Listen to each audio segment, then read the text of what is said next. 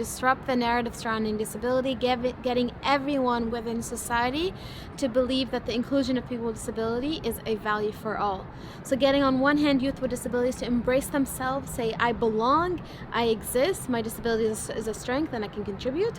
Getting families and communities to embrace that narrative, and society to say we want to integrate people with disability, they have value and they have something to contribute to this world. The way we achieve this mission is through threefold. One is we have these direct service programs in countries like Lebanon, where we work directly with the youth, the family, and the communities.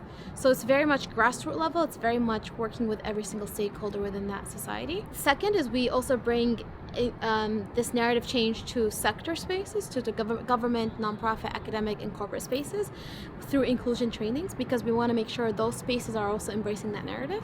And then finally, we do a lot of public engagement and advocacy work to really engage public at large, to say to everyone in this world should be engaging in this narrative. So we do a lot of speaking engagements and other types of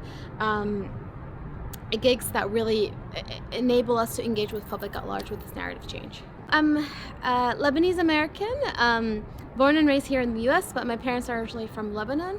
So growing up, we used to visit Lebanon during the summer, so we were exposed to both worlds and both narratives and both experiences. I think it was the seeing two different worlds and realities as a blind person.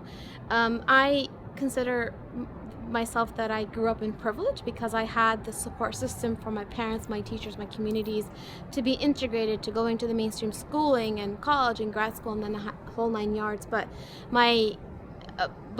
during our summers to Lebanon, we were exposed to a different narrative where I was ashamed of who I am. I was ashamed of my disability, and because of that narrative surrounding disability, oh, you're a charity case, you're a pity, you're a burden on society, and I used to hate really the fact that I was blind. And I used to think to myself, if I was blind my whole life, if I was living in that narrative my whole life, I wouldn't be standing in front of you. I wouldn't have achieved one fraction of what I've achieved so far.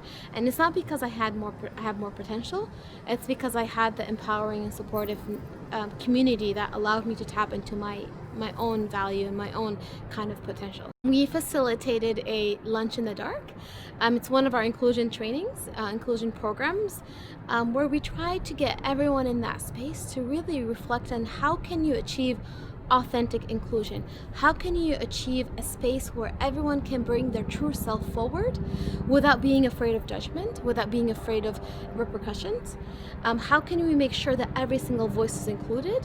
And how can we start changing our narrative surrounding assumptions and surrounding identities, including disability? We have ableism towards disabilities, racism towards race, sexism towards gender, right? That's part of society and part of, unfortunately, human nature. We tend to judge the other. And especially surrounding disability, society sees it as different or see it as something that needs to be fixed.